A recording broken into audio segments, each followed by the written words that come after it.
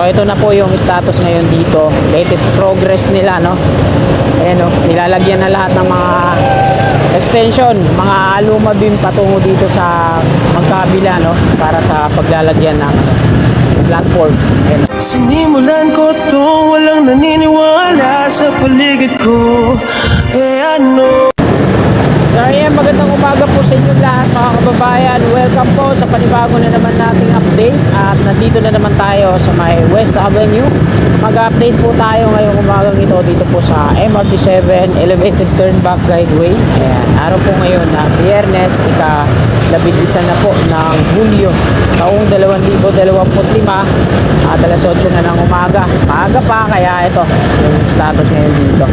So mag-umpisa ulit tayo dito at ipapakita ko sa inyo mula dito sa West Avenue sa may EDSA patungo dun sa Sunrise Street bago naman tayo lumigo dito sa kabilang lane. So ito na po yung status ngayon dito. Latest progress nila, no? Ayan, no? Nilalagyan na lahat ng mga extension, mga aluma beam patungo dito sa magkabila, no? Para sa paglalagyan ng platform. Ayan, no? Sa taas.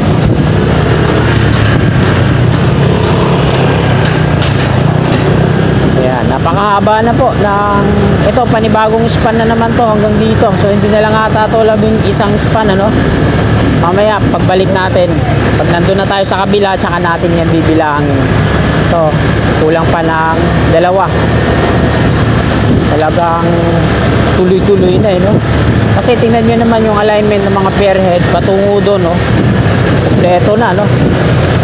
Yung iba, tinatanggalan na lang ng mga forma. Tapos yung bawat pagitan, pag inilagay yung steel girder dyan, ayan, mga konkreto na yung bearing pad.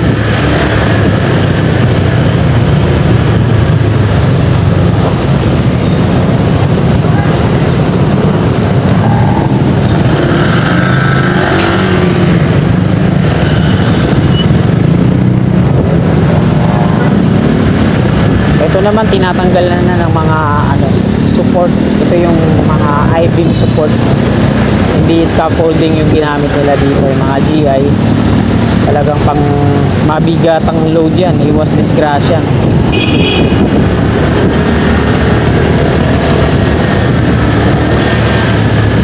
So shoutout po sa lahat ng mga solid kasikap po natin, mga viewers na legit natin dyan, na laging nag-aantabay dito.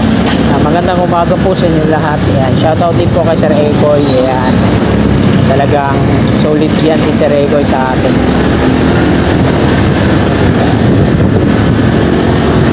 Ayan, hanggang dito pa lang, lagyan na ng rebar para sa pier head. Kasi ito, mula dito hanggang dun sa dulo sa Miner, ayan pa yung wala pang mga pier head. So madami-dami pa din naman, mga higit siguro sa 10 pa to yung mga wala pang pier head.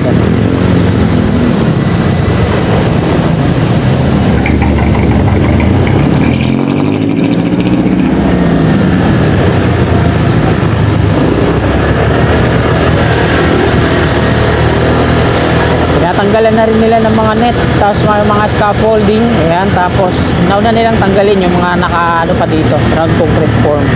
So ito na lang yung nilalabi, yung nandun dyan. Gina-jackhammer pa rin hanggang ngayon yung loob, yung natumba na rebar cage nung nakaraan.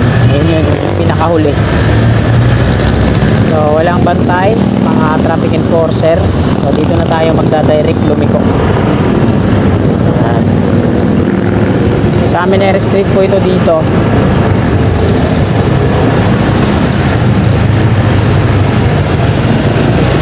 So tinatanggalan na, dinidismantle na yung mga GI, mga scaffolding, tapos yung mga steel ladder nila.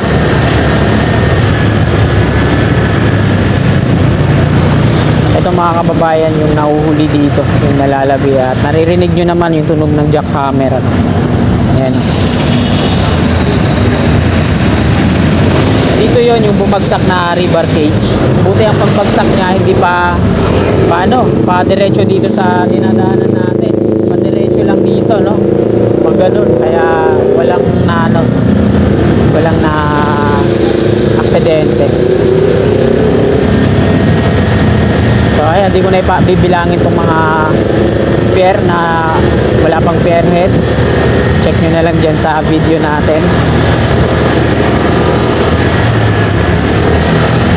Ayan, hanggang dito na sa may Baler Street yung may mga ano, ito ay nire-rebar pa lang yung pierhead nya. Dito pala naipon yung mga bantay dun sa dulo.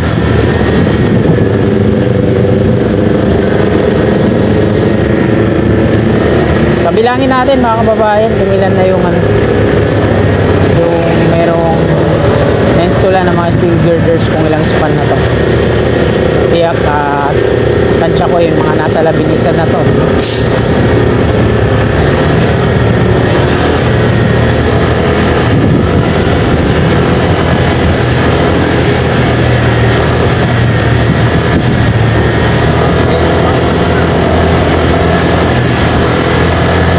Ang lalaki ng mga ano, steel beam. Ito na, nag-extend na dito yung dalawang crawler crane na magkatuwang.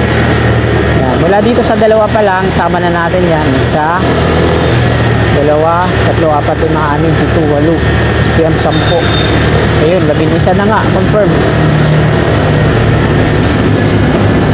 11 na nga mga kababayan. At dito, nilalagyan na nila ng mga steel deck platform yun. Kasi ito parang slab na nga sa taas. Ay di, pinupuno pa. Ito, yung dito sa pinakauna. Parang nagre-rebar na ata sila. So, hindi ko tingnan natin. Hindi ko masabi. Kasi nadisgrasya yung drone ko mga kababayan.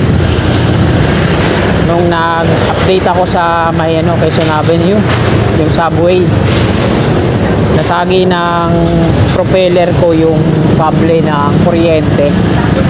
Tapos bigla siyang nag-collapse, nagpaikot-ikot sa ere hanggat sa tumama yung ulit dito sa ano, sa roll up ng establishment na tinatambayan ko, kasi palanding na yun eh.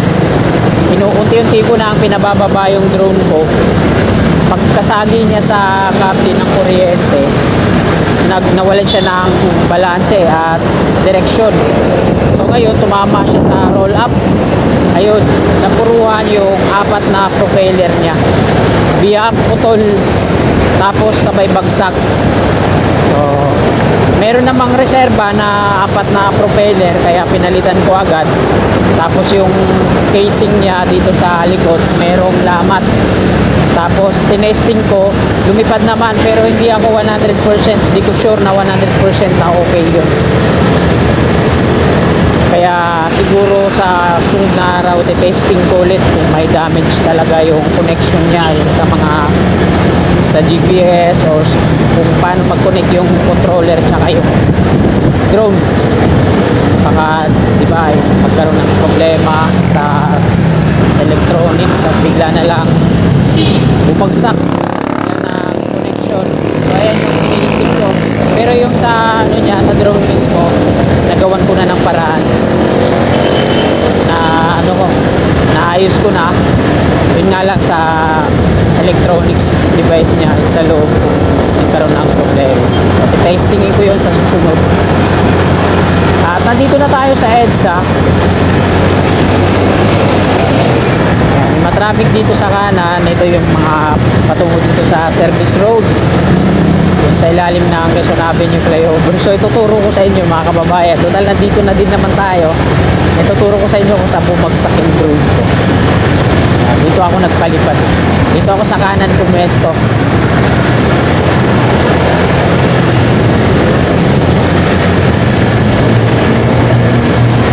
Dito yun. So, maganda yung location na pinag-dronean ko, pinestuhan ko. Kaso yun nga, hindi talaga natin masasabi yung pagkakataon. Kahit kaano tayo kagaling, may mga araw talaga na ano, palpak. So ganun ang tao. Walang perpekto. Ganun yun. Kahit gaano ka katalino, kagaling, kagwapo, ano pa mga katanyag, hindi ka pa rin perpekto. Ayan, dyan o mga kasiga po sa tonality. Dyan ako na pumesto. So maganda pumesto dyan, talagang walang sabit. Yun nga lang, nagkaroon talaga ng problema. Tsaka isang altitude lang ako, hindi ako pumunta sa ganito ganyan. Kasi inisip ko na baka pag nagkaroon ng problema, ang pagbagsak niya ay pababa lang at dito lang sa area ko, kaya hindi ako pupunta dito sa mismong subway, isang pataas lang ako. Ayun, kung napuruhan talaga ng sobra, gastos malala. Magsasayang sana tayo na 20k yan, sa isang iglap lang.